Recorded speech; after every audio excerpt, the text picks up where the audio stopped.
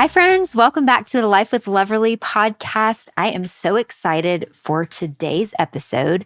We have a guest in studio. Hi, Brooks. How are you? Hello. I'm good. How are you? Thanks for having me. Of course. So I'm really excited because when we came up with the concept of having a podcast studio, part of it was so that Nichelle and I could be in here recording in a space that we love. But I also wanted to be able to invite local guests to come and have the interview in person, which I feel like is really fun. So Brooks is our first in-person guest. I'm so honored, and it's beautiful. I love it. Yeah. So she's been watching all the behind the scenes of like what is really happening.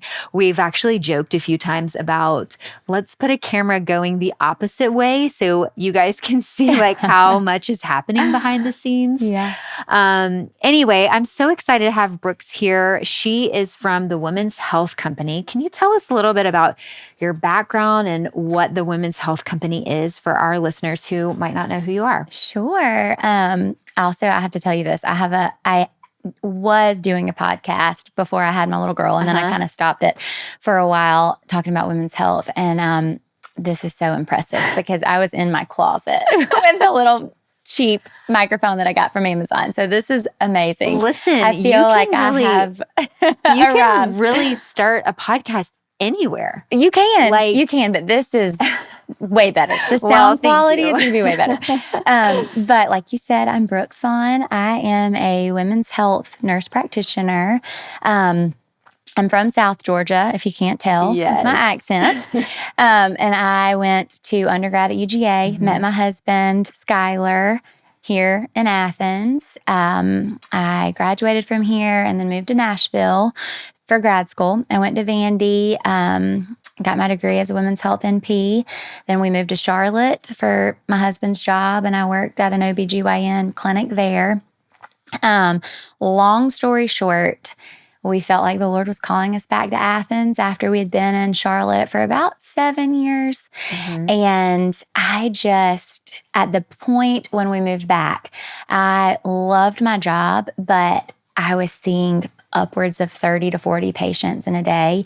And I always felt like I could not get to the depth of what I wanted to with my patients. I felt like we were, doing our best. I was doing my best, but I couldn't get to the root cause. I didn't have time to spend to really educate my patients. And if I did, I was getting home at 9 o'clock at night. And so my dream was always to have a space where I could really dive deeper and educate and equip and encourage women. My little slogan is educate, equip, and encourage women to live healthy, whole, and holy lives. And so the Women's Health Company kind of started out as an online, just little fun Instagram account as my passion, I can relate to that. Yep. And then it has sort of evolved over time into opening a clinic this hopefully early fall that's going to primarily focus on hormone health and whole health for women. So a little bit of education, a little bit of women, motherhood and marriage and a little bit of faith, all the things. So. I've really enjoyed following along on your Instagram. Kaylin Ashford actually is who connected us. And for those of you who've listened to the podcast, Kaylin has been on here a few times. She's my skincare queen. She's amazing. But she connected me with your Instagram last year, I think. And I feel like there's just been so many tips and trips and just like things that I've learned that I'm like, oh, okay. Like you're talking about things that all women want to know. And it's almost like questions you really need to like ask your doctor, but you don't have time in an appointment or you really need those answers between appointments. So I feel like there's been so much great information from your Instagram account, which we will leave in the show notes as well and tell you how to find Brooks at the end of the episode. Thank you. So let's get into hormones because I feel like this is a great place to start. I know there's women of all different ages who listen to the podcast. I personally want to start with thyroid because I myself have hypothyroidism. And it's been something I've just lived with for the past probably like 12 years or so now. But we hear about these thyroid issues all the time. It feels like a little confusing maybe to people who aren't super familiar with like even where your thyroid is on your body. Can you give us a little bit of like a breakdown on your thyroid and kind of like what these symptoms are and just maybe some tips? Yeah, absolutely. No, I am the same way. I was diagnosed with hypothyroidism right before I started trying to have my little girl. And so have treated, was treating I wasn't treating, my doctor was treating my thyroid disorder throughout my pregnancy. And it impacts so much of how you feel. My whole family, my mom, my aunt, cousins, grandmother, they all have hypothyroidism. So it can run in families. It can be hereditary. But in a nutshell, your thyroid is a gland sort of in your neck, in your throat, that produces primarily two thyroid hormones. One is called T3, which is triiodothyronine, and the other is T4, which is thyroxine. What a lot of people, when we have our thyroid tested, we're actually having a blood test that's testing our brain. So we have a gland, the pituitary gland, that communicates to the thyroid gland, and it releases a hormone called thyroid stimulating hormone. And thyroid stimulating hormone is what stimulates the thyroid to produce thyroxine and T3.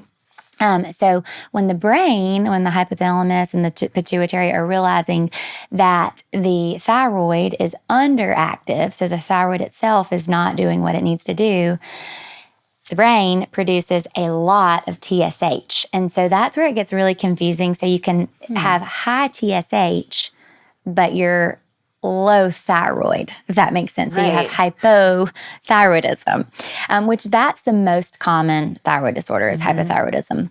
And the cause of hypothyroidism, really, there are lots, and it varies from person to person. There can be an autoimmune cause of thyroid disorder. We call that Hashimoto's. A simple blood test to look for thyroid antibodies can tell us if the immune source or if the immune system is the source of your thyroid disorder. Some, in other countries especially, but we see this a lot now.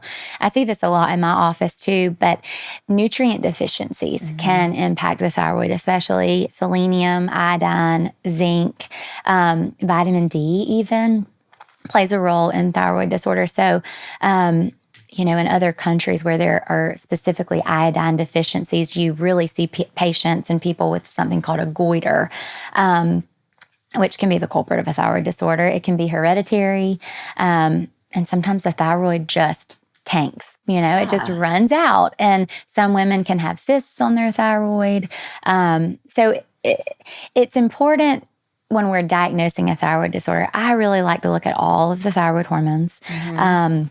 I like to look at a TSH, but I also like to look at free and total T3 and T4 and thyroid antibodies, especially if we see some variations with thyroid hormones. But you asked about symptoms. So symptoms of a low or an underactive thyroid, which is what we call hypothyroidism, oftentimes can be always feeling cold, not sweating, which is interesting. A lot of people don't realize that they may have trouble sweating if they have, especially Hashimoto's, which is the autoimmune form of hypothyroidism. A slowed metabolism. A lot of women will notice weight gain that's kind of unexplained, hair loss, dry skin, brittle nails, insomnia. Those are kind of the primary ones. Lack of energy.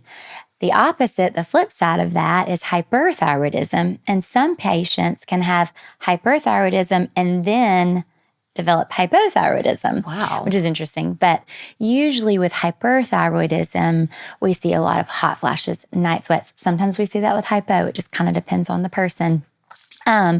Feeling really anxious, jittery, heart palpitations, your eyes can start to kind of bulge a little bit with hyperthyroidism.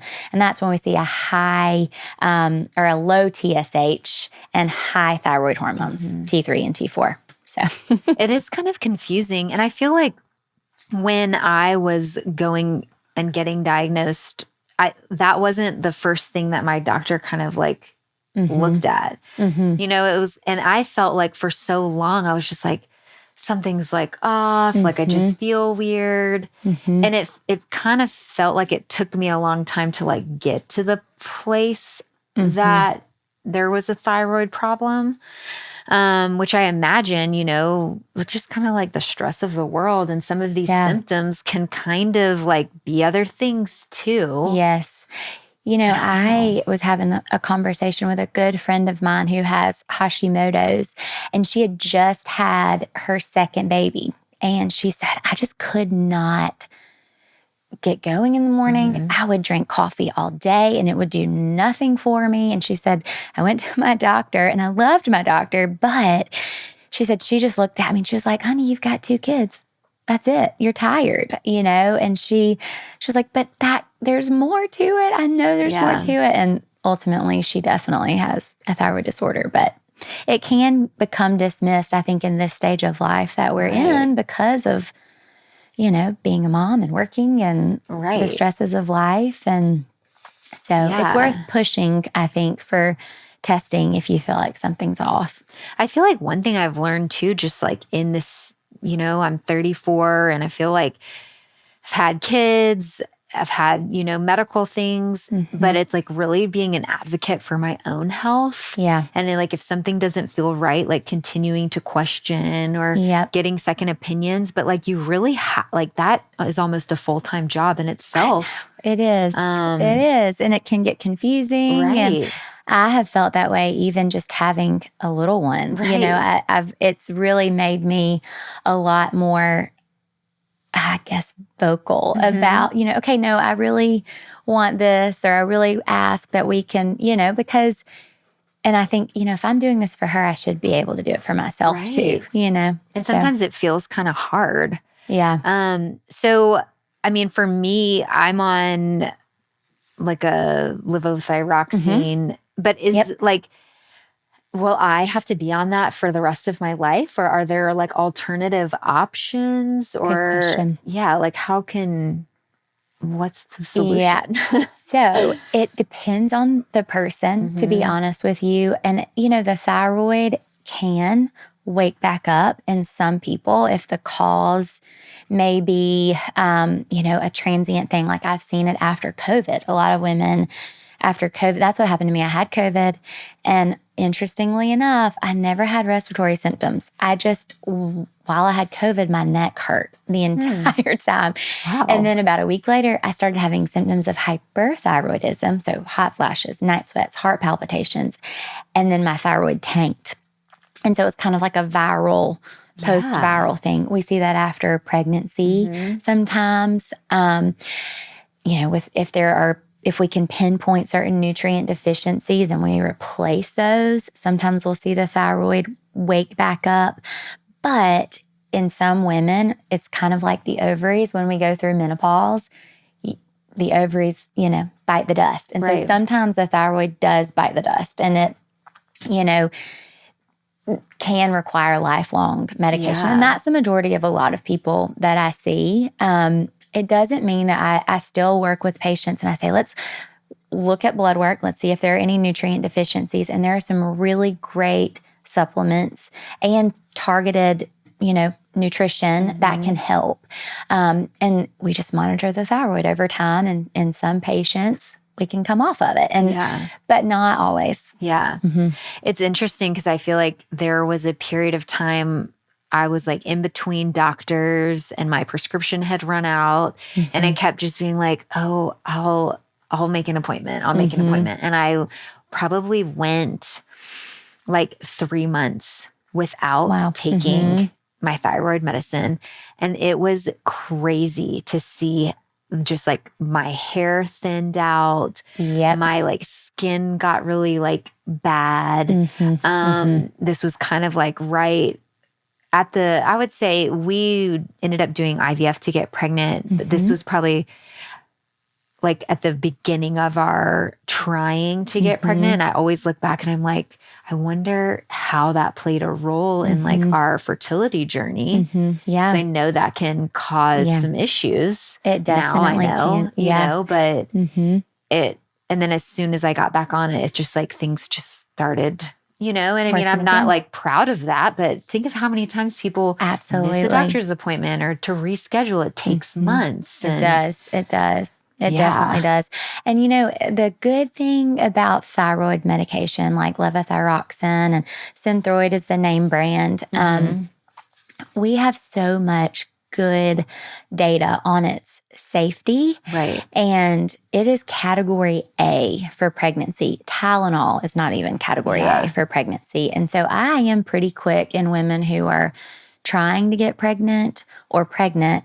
We know that optimal is not the same as normal. The lab for a TSH, the lab considers normal 0.45 to 4.5. Right.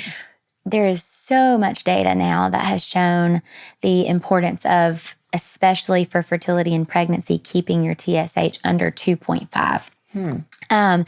And so I'm pretty quick in patients who are trying to get pregnant to say, I think even if it's just for the time being while you're pregnant and trying to get pregnant, let's treat you. Because we know so much now about its importance with ovulation, pregnancy, implantation, and sustaining a pregnancy. We know that early on, thyroid hormone is super important for baby's brain and neurological development. And so this is just a side note, but from a preconception standpoint, that's why I really advocate for all women who are considering getting pregnant within 2 years even. To have their thyroid tested. Because it plays such a role and it needs to be monitored and managed if it's suboptimal, even if it's not crazy high or crazy abnormal. It plays a role. That's great advice. I mean, truly, I think if you take away anything from listening to this podcast, it's just like, it doesn't hurt to get the extra blood panel, drawn and just to check your levels if this is like where you are in the season of life or if you're experiencing any of these symptoms too. Absolutely. I know it like once I got some things kind of sorted out and figured out, just my quality of life even felt so much better. Yes, absolutely. Even your digestion. Like I find that's another symptom that a lot of women will have with hypothyroidism is bloating and constipation and everything slows down. And so treatment can really play a role. Treatment, and I will say, selenium, zinc, iodine, and vitamin D are some of my primary things that I really focus on with nutrition for supporting the thyroid. And you can get a lot of that in your diet. 2 Brazil nuts a day gives you all of the selenium that you need. This sounds like a lot of people are like, oh, that sounds gross. But the seaweed chips that they carry at, Trader Joe's and Costco has a ton of iodine. And then obviously a lot of times I will recommend a supplement that has, kind of contains all of those or targeted if we needed to. Do you have like a suggested like multivitamin or supplement that you're like, this is like a great place to start? Yeah. I get asked that a lot and there are so many. I mean, I really, I'm like, there are so many good ones. And I do like to kind of tailor based on where you are in life and what we need to do based on what your blood work shows. But in general, third-party testing is important.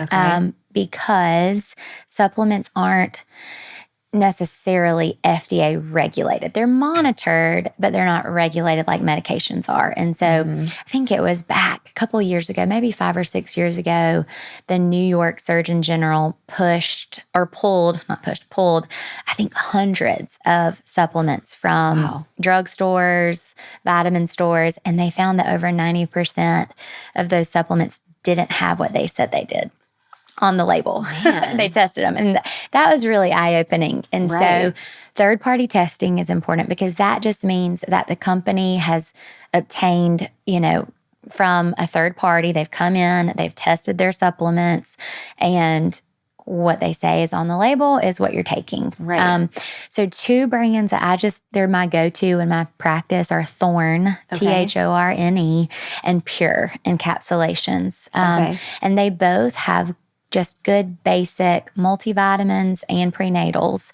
Some other third-party tested ones that you can get over the counter pretty easily.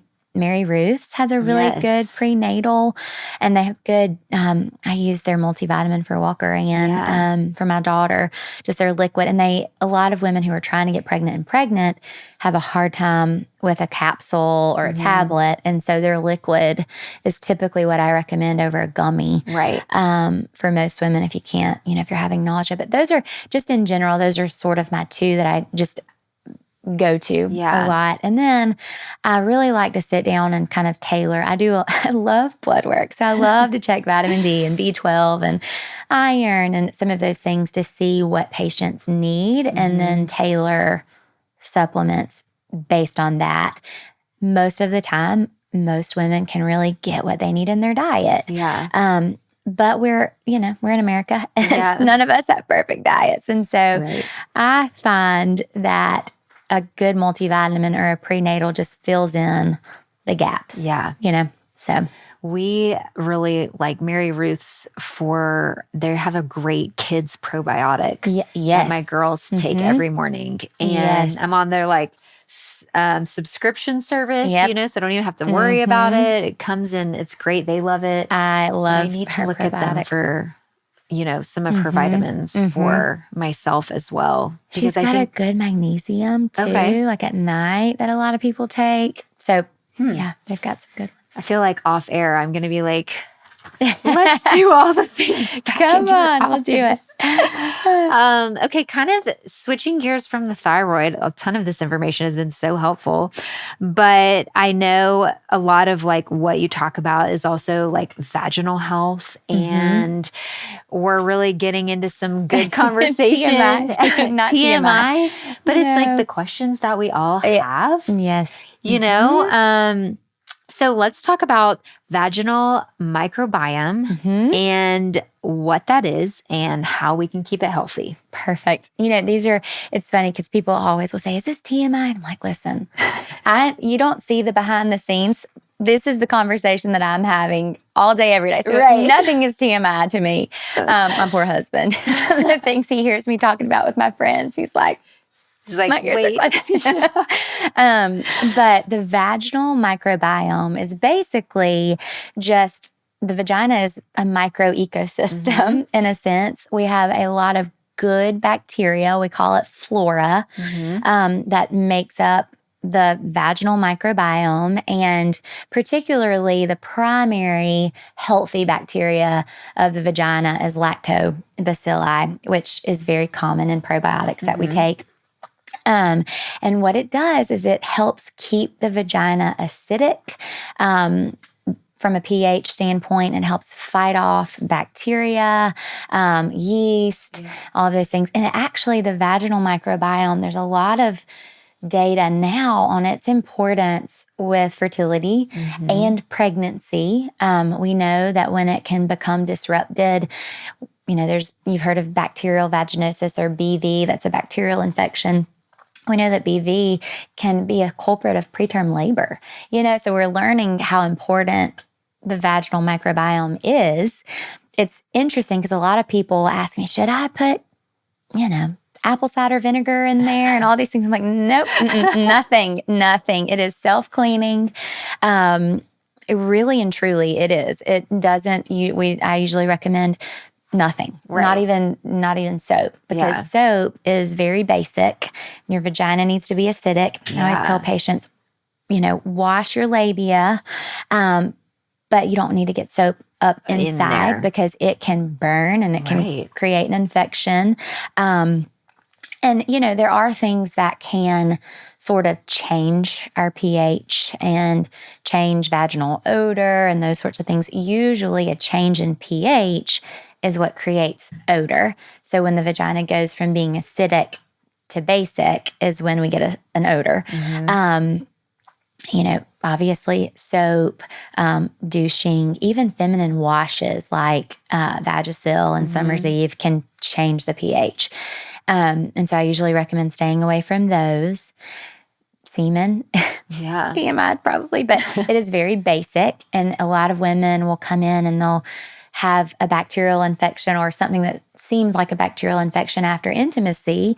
And it's because the vaginal flora has been disrupted. Right. And so for things that, antibiotics can disrupt the vaginal flora because they wipe out all of the good bacteria. So now you're vulnerable to anything else, to bacteria, yeast, fungal infections, things like that.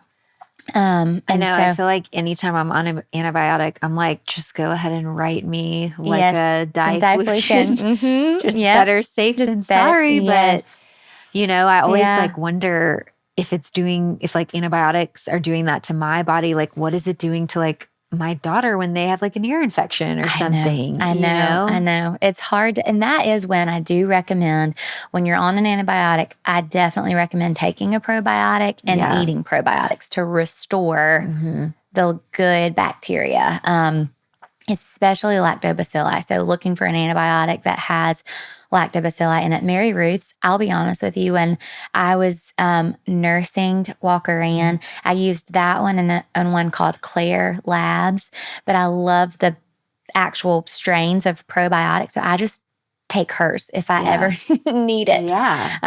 But obviously they have adult versions as well. But taking a probiotic, eating like kefir, sauerkraut, yogurt, things like that when you are on an antibiotic can be very helpful, and just in general. And there's one over-the-counter product that I do recommend. Well, I say one, there are two.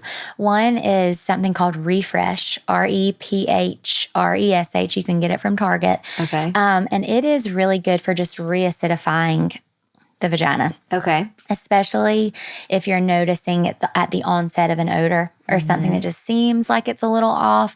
I usually recommend trying that. And then sometimes there is a supplement that you can also get from Target. There's a company called Love Wellness. Okay. And they have something called boric acid. And it's an acid. It sounds kind of like strong. Yeah. So they're like, oh gosh, you don't want to take it orally, but one tablet, there have been some studies that have looked at boric acid at killing certain fungal infections. There's a yeast called Candida glabrata that boric acid kills. And then there's some evidence that vitamin C works as well. We have yet to come up with vitamin C vaginal suppositories. So maybe that's going to be on the horizon. If somebody knows about one, let me know, because those are other things. But normally I just say nothing in your vagina. This is a little trick that I give behind the scenes a lot. Mom, I hope you're not listening. But after intercourse, if you have had unprotected intercourse, I tell my patients, put a tampon in for like 10 minutes. Don't leave it in for long because then it's doing the opposite effect. But just for a few minutes to kind of get all that out. And it works. I swear by it. So that's patients, I've had like people a great idea. I've had people who keep coming for recurrent infections. And I had a patient recently, she came back and she was like, that one tampon trick worked. Miracles. She's like, it's been a year since I've had an infection, Oh my gosh. It works. Wow. Okay. So while we're on the topic of vaginas, like fluid and discharge, like what is normal, what is not? I feel like summer is coming. It's just, and I also feel like pregnancy, sometimes you see like a change in what your discharge can look like. And even I feel like some of this conversation will kind of piggyback off of a previous podcast with the birds and the bees, but also like talking to our kids about, okay, this is what's going to happen and this is what this means. What's normal and what do you let me know about? So discharge can change throughout your cycle, which is very healthy. That means that, if we were looking at your hormone levels throughout a menstrual cycle and somebody who's not on hormonal birth control, we see fluctuations in the consistency of discharge. Typically, obviously, you have your period, and then right after your period, a lot of times women will notice just kind of a white, milky discharge, which is very normal. Then it can become a little sticky, and then it becomes clear and egg white-like. And then after you ovulate, that's kind of indicating that you're getting ready to ovulate. And then after ovulation, it becomes sticky again to prevent, it kind of is like your womb closes. Yeah. You have progesterone that kind of creates just kind of a sticky, and some women will kind of mistaken that for yeast. It can look a little bit like yeast, not always, but so really discharge can take a lot of forms. Yeah. Even sometimes watery, especially with pregnancy. A lot of women can just, your glands are lots of stuff going on down there. So a lot of women will just notice a lot more discharge in pregnancy because your vagina is self-cleaning. Your cervix, you have a ton of progesterone that you're secreting, which creates thicker discharge. And it's trying to protect, your microbiome and the little baby inside of you. Yeah. So normal can look very different. At what I usually recommend to come in for with, something that's abnormal would be very clumpy and curd-like cottage cheese. It's a not beautiful analogy, but that usually can indicate a yeast infection. Green to brown can indicate, old blood, red, pink, that can all kind of indicate blood. But typically if it's green, clumpy, or has a very foul, fishy type odor, that usually can indicate an infection. Okay. But there are a number of things that are normal. It just kind of depends on the person. And a lot of women can notice a lot of discharge if they are constantly washing. And so I'll tell patients who come in, who are like, I just have all this discharge, and we look under the microscope and everything's normal, or we run tests. Sometimes I'll do cultures because people will just keep coming in with, and if everything comes back normal, a lot of times it's overdoing it. Because I feel like your body would then be trying to get back to its normal level. And so it's really trying to push out the fragrance and things self-cleaning, like that. So it's just, trying to wash it out. It's so interesting how our bodies are just doing all this stuff just while we're sitting here. I know. It's amazing. The more I learn about women's health, the more I'm just like, God, you are so amazing in the way you've created us. Seriously. So intention with literally everything. It's so true. Okay, so what is estrogen dominance? And what are some symptoms that we may be experiencing with estrogen dominance? Good question. So I've been talking a little bit about this on my Instagram account this week.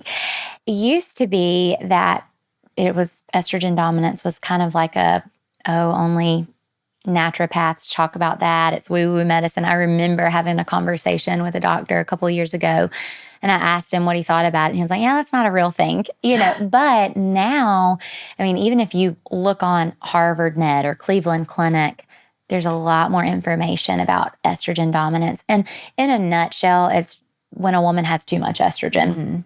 And that can be it can get a little tricky when you're having a normal menstrual cycle. You are estrogen dominant in the first part of your cycle in what we call the follicular phase because you haven't ovulated yet. And when you ovulate, your ovaries produce progesterone. But early on, you aren't. You're producing estrogen. And so women can get a little bit confused if they were to have a blood test and they had their estrogen and progesterone tested in their follicular phase. That's normal. You want to see estrogen dominance. But what I find is I'll listen to someone's symptoms and then I'll kind of tailor a hormone test in the luteal phase, which is after someone has ovulated, to just see if their levels are within a normal range. The range of estrogen is very, very broad. It's basically 40 to 400. Don't quote me on that, but depending on the lab that you look at. And so in reality, it's when we have a lot of estrogen and we're not producing enough progesterone or progesterone in general. So in a woman who may not be ovulating, who may have an ovulation, some disorder that's preventing ovulation, but her body is producing estrogen from, you can make estrogen from places other than your ovaries. Fat tissue can make estrogen. We call false estrogens, xenoestrogens. I don't know if you've heard of endocrine disruptors. It's a popular term these days, but plastics, BPA, phthalates, things like that can mimic estrogen in our body. And so some women are just getting a lot of that in their system, and they're making estrogen from fat tissue, and they're not ovulating. And so they have estrogen, too much estrogen. So symptoms of that can be heavy bleeding, bleeding all the time, a thickened uterine lining. We can see that in some women. Fibroids can sometimes be a clue for estrogen dominance, tender breast, bloating, fibrocystic breast disease. Those are all things that kind of may clue me in to possibly some estrogen dominance. And then kind of tailor that based on what a woman's symptoms are, with blood testing if we decide to do that. Yeah. It's so interesting. I didn't think about it being like different, like depending on when you are in your cycle and testing it at different times. Yeah. I feel like kind of goes back to like being an advocate of your health, and like you really have to, maybe let's test it another time if you really feel like something is off with it. Yeah. Yeah.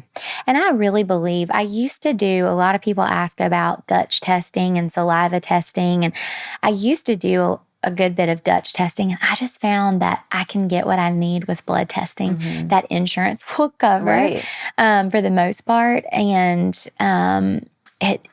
a lot of times we can tell based on your symptoms and a simple blood test how things are going. So then on the flip side, progesterone, that's also very important in women. Absolutely. I remember when I was pregnant with Collins, I did progesterone shots for 10 weeks, just kind of finishing up IVF. And I remember when I was pregnant with Hazel, we just naturally got pregnant with her.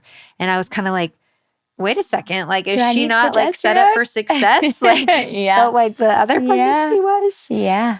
But so on the flip side, what, tell us a little bit about why that's so important. So it's interesting. The word progesterone literally means to support a pregnancy. Yeah. So pro means, pro. Gest is gestation. Yep. And so an "one" is what we put at the end of steroid hormones or hormone, So progesterone basically means a hormone to support a pregnancy. But it plays a huge role just in how women feel and operate on a daily basis anyway. So progesterone is produced by the ovaries after you've ovulated. When you ovulate, the follicle that ruptured, that released an egg, creates something called a corpus luteum that produces progesterone in the last half of your cycle. If you get pregnant, eventually the placenta kicks in and the placenta starts to produce the progesterone.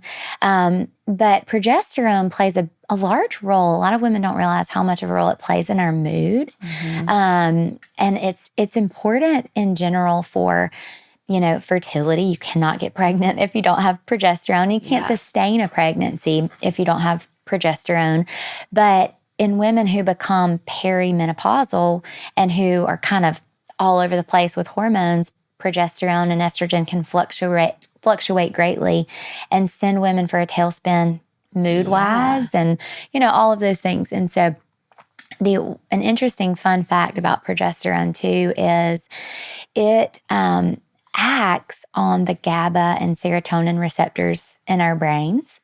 And so I'll ask a lot of patients who are coming in with perimenopausal symptoms or who are on, hormone replacement therapy, and they're on a synthetic form of progesterone, and they're like, my moods are all over the place. A lot of times I'll ask patients, how did you feel when you were pregnant? Like really, once you got through the sickness, mood-wise, how were you? And a lot of women will say, I felt really good. Some women will say, I felt really depressed. And sometimes that's high progesterone and the way their body is responding to it. But a lot of women will say, I felt great. And so natural progesterone from the ovaries and bioidentical progesterone, that's identical to what the body makes, usually from plants. It acts like a really good lock and key on a cell receptor. So hormones are chemical messengers and they travel through the bloodstream and they fit on a cell receptor like a lock and a key, and they open it and tell it what to do. Yeah. And so progesterone does a lot when it comes to sleep regulation, mood regulation, and stabilizing the luteal phase. So you'll see women who have a really short luteal phase or like really short periods. A lot of times that's a progesterone issue. But this is just a fun little side note. A lot of times, and not in everybody, but in some women who have taken birth control pills with synthetic progesterone or who are taking hormone replacement therapy with synthetic progesterone, it doesn't act the same. And so it can, and like I said, and not in everybody, some women do great with synthetic progesterone, but a lot of women will say that they have a lot of mood swings, depression, and anxiety. And so a lot of people are like, I'm confused. If progesterone made me, feel crazy, why are you telling me it's important? And it's really the type. So synthetic can almost fit like a poor lock and key. Like if you've ever tried to put a key into an old lock, it can be very annoying, And so, it depends on the type of progesterone and, So would you say there's like correlation to, how sometimes like after people have babies and then there might be some like postpartum depression? Absolutely. Like maybe the levels have shifted from that, like, being great during pregnancy. And then now, I mean, to me, that was kind of the first thing I thought. I'm like, okay, hold on. Yep. Yes. And it's sad to me that we haven't gotten to this point with medicine where we it's just common knowledge that we know this. I actually was talking to a patient the other day who, two completely different sciences. She, first baby, had her baby. She said, I was fine during pregnancy. I felt great. Then I had my baby and she went into a postpartum psychosis. She was like, I had to be hospitalized. I was put on high doses of antipsychotic medications, antidepressants. And she said, I was scared to death to have a second baby because of what I went through with that first. And she's like, I'd never had any of these issues in my whole life. And everybody just chalked it up to postpartum psychosis and they put me on all these high doses of medications. And she said, she found a gynecologist who listened to her and she was like, I just need a good game plan. And the gynecologist said, okay, this is off label because this is not, it's sad to me because I'm like, this is healthy. This has got to be safer than antipsychotic medications. But she immediately started progesterone supplementation after pregnancy with her second baby. No issues whatsoever. And we know that progesterone is really what the culprit of most of the initial mood disorders can be with postpartum depression. And honestly, estrogen too. Estrogen plays a huge role in brain function and mood. And you have all of these hormones when you're pregnant. You have more than you will ever have at any other time in your life. And then as soon as you deliver the placenta, it tanks. Right. And so that's why almost over 90% of women have postpartum blues within the first week.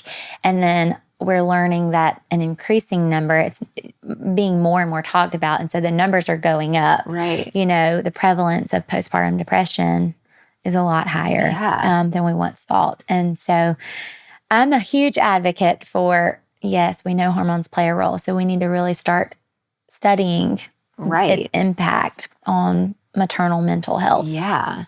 So you've said the word perimenopause a few times, but like, what does that exactly mean? And like, at what stage of life is that happening? It's a good question. Yes. Hopefully that makes sense. So it's really funny that, I was thinking about this the other day. I say this a lot. There are 5 P's to women's health. There's puberty, pregnancy, postpartum, perimenopause, and then the pause, which is menopause. And then the 6th is, I say 5, 6, is vitamin P or Prozac, which is what a lot of people are given to treat a lot of these symptoms. And then there's nothing wrong with Prozac. Don't get me wrong, I prescribe it. But a lot of times these hormonal things can happen all at the same time. A woman can be pregnant, go through postpartum, and be perimenopausal all at the same time. Wow.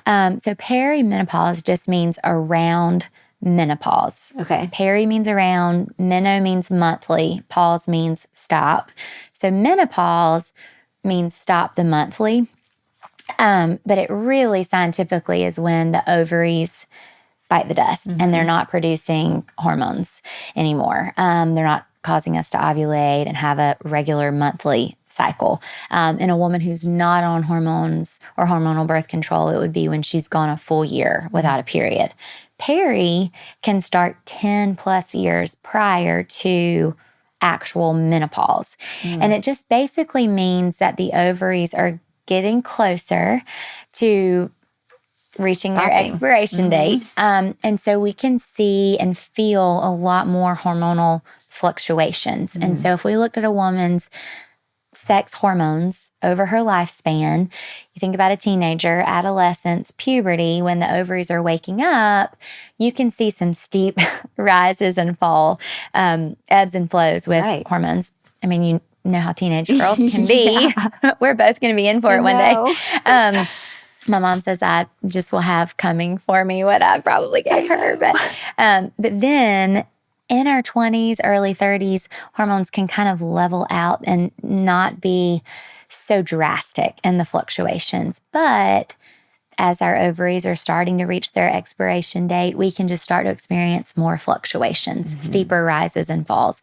And that's really hard to pinpoint on a blood test or a saliva test or a urine test or any of that, because it can change drastically by the day. Right. And so we primarily base a lot of it off of symptoms. We can start to see some irregularity with periods, shorter length between periods, longer days of bleeding, shorter, lighter periods, more severe mood fluctuations, more severe PMS, menstrual migraines, lowered libido, or sex drive. So a lot of things can start to come into play 10 years prior. Yeah. The average age of menopause is 51. And a lot of women can start to experience perimenopausal symptoms even in their late 30s, even as early as 35. But that doesn't mean that you're in menopause, in full-blown menopause. You're not postmenopausal. Right. So I guess, how can progesterone play a part in some of the, is there still a correlation there? Is that something, if somebody was having these, maybe experiencing some of these things, they were getting close to being perimenopause, but maybe their progesterone levels were not good? Good question. So what happens as our ovaries age is our egg quality can decline. And so we can have suboptimal progesterone. And it's, that's also very controversial. We know that you've ovulated if your progesterone levels are above 3. A lot of fertility doctors like to see them above 10 for optimal, fertilization, implantation, all of the things that come along with pregnancy. And so in general, what can start to happen in a woman who her egg quality may be declining is that progesterone can just be very low, or it can just we can see her uterine lining become less stable, so she'll have shorter luteal phases. So progesterone in some women, and like I said, it kind of depends on the person. In some women, we will supplement with progesterone. I like to get to the root cause. So sometimes there's other things that, a thyroid disorder in general can cause issues with progesterone. Cortisol being out of whack can cause issues with ovulation, which causes issues with progesterone. Malnutrition can cause issues with ovulation, which can cause issues with progesterone. And so it really varies, depends on the person. And do have patients in perimenopause who we start on hormone replacement therapy. We're not shutting down ovulation. We're just kind of supporting, what the body's naturally doing. In some women, they prefer just the bioidentical prometrium or progesterone. That I usually, in women who are experiencing severe perimenopausal symptoms, and we suspect that with, irregular periods and mood fluctuations and all of those things. And we've ruled out thyroid disorder and all those other complications that can maybe mimic perimenopause. That's another thing. Perimenopause is a diagnosis of exclusion, meaning we rule out other things. Right. But a lot of times we will do hormone replacement therapy with estrogen and progesterone because it's a dance. Yeah. So it's so interesting. I even feel like so much about like what we're talking about right now. I wish I would have known earlier, like in my 20s when I was going to the doctor. I'm like, I feel weird. I don't know what's going on. Like, I think but I just didn't have the knowledge to like ask the right questions or kind of dig a little bit further. So I hope this has been valuable, or I just think these are all so many things that I just wish I would have known about sooner. Yeah, me too. And it's interesting. I see a lot of college students and I'm amazed at how they're taking control of their health, because I'm like, when I was your age, I did not care about, I didn't even know, like people would, if somebody asked me when my last period was, I'm like, I don't know. I don't know. And they come in and they're listening to their bodies and they're, and it's just really encouraging. And that's, I think, the beauty of having more knowledge at our fingertips, Totally. is you can take charge of your health earlier. Absolutely. I want to get into pregnancy before we wrap up, just because I think there's some great takeaways that we can talk about too here. So obviously, like, we know that there are some connections between like the thyroid and getting pregnant. So if somebody was like maybe having trouble getting pregnant, would you say like that would be like a great first place to start? Yes, absolutely. Yeah. Absolutely. Thyroid. And then I recommend there are some targeted blood work labs that you can do based on where you are in your cycle. That can be also beneficial if you're having trouble getting pregnant. Even nutrient deficiencies play a role in pregnancy. As simple as B vitamins and vitamin D deficiencies can play a role. So that's the first place to start, yes. And then you can move forward from there, to do further testing. What about getting off the pill and wanting to get pregnant? Like, I know there's I've read things where it's like, oh, being on birth control can like hinder you from getting pregnant, and then some people like get off the pill and they're pregnant the next month. What should people know about if they are on birth control, like coming off, and just kind of like what that process looks like related to pregnancy? So you'll get a different answer probably depending on who you ask. What I truly believe based on the data and what I've seen in my practice is the pill, it suppresses ovulation, which is how it works as birth control, and it keeps the uterine lining thin. It has been shown, we do know that it can deplete certain things, like especially B vitamins and folate, which are crucial early in a pregnancy. Right. What it also can do is it can mask an underlying fertility disorder. So, with a pill, either you're not having a period with it or you're having a very regular, consistent monthly withdrawal bleed, which a lot of people equate that to a period when they're on the pill. And so when they come off, if someone has fertility struggles after the pill, they're like, oh gosh, the pill did this to me. And what we have found is it's really, and this is what I believe, it's really masking things that may have been underlying that just don't get addressed early. And it can deplete certain vitamins and minerals. And that plays a role in pregnancy early on, and the ability to get pregnant and sustain a pregnancy and the health of a pregnancy. And so my recommendation is, but on the flip side of that, the pill doesn't cause infertility. That makes sense. Totally. So my recommendation to women who are coming off of the pill is start a prenatal vitamin, particularly 3 months or more before you're coming off of the pill. Consider a B complex in addition to the prenatal vitamin, just to get added B vitamins. B vitamins are water soluble, so you do basically pee out what you don't need. I don't want people, to like taking overdo too much. Yeah. But usually a B complex and a prenatal can be a good way to sort of replenish those things. Have blood testing before, preconception testing is what I call it, before you come off of the pill.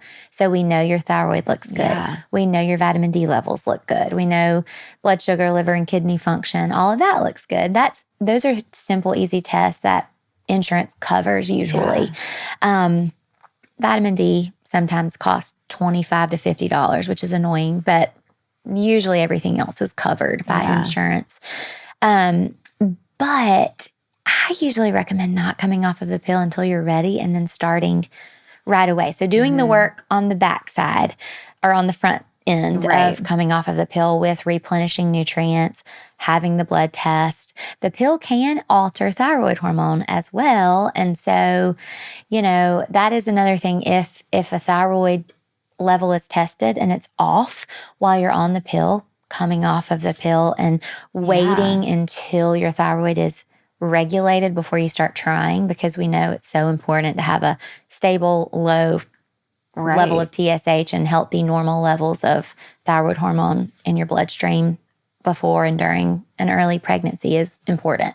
But in general, if you've done the work on the front end, when you stop the pill, you can start trying right away, because a lot of women, like you said, get pregnant right away. And then sometimes periods can get a little bit irregular as the body is trying to figure out what's going on. Right. And so I usually recommend trying once you come off of it, as long as you've done the work on the front end. And if your periods aren't regulated after 3 months, then it's time to really see your doctor again and see if there's something else going on. Yeah.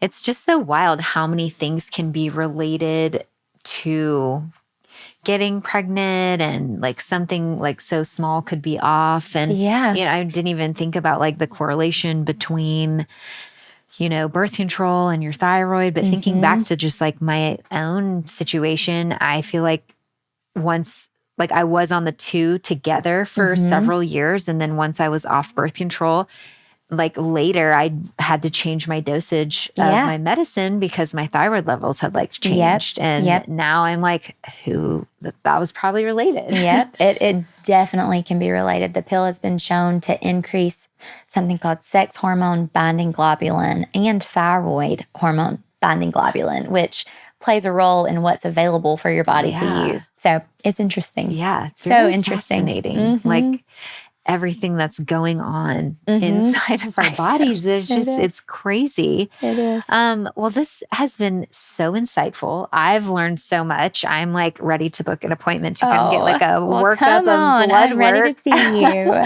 Okay, so tell our listeners where they can find you. If somebody is local and did want to come see you in person and do a workup, where could they do that? And then tell us where we can find you online.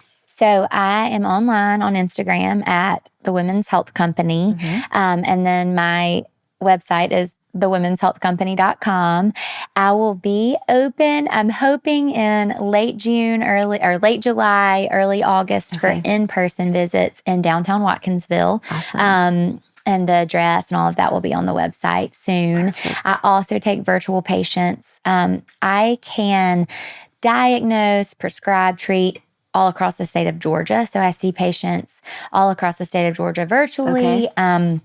If you are out of state, I can do a coaching, like a coach by coach basis. So Gotcha. I can't prescribe medicine, but I can really dive deeper with what you've already had done and what's going on. So, that's awesome. That's great to know too, just because sometimes I feel like people want to talk to somebody who they feel like aligned with and get a good plan. But if they're not in the state of Georgia, then you could at least like kind of help point them in the right direction. Yeah, absolutely. So I love that you offer virtual as well. I love virtual too. I love in person and I love virtual either way. Yeah. There's so many options nowadays. So many good options. Great. Yes. COVID really actually made telemedicine a really great thing, you know? Yeah, so, that's awesome. Yeah.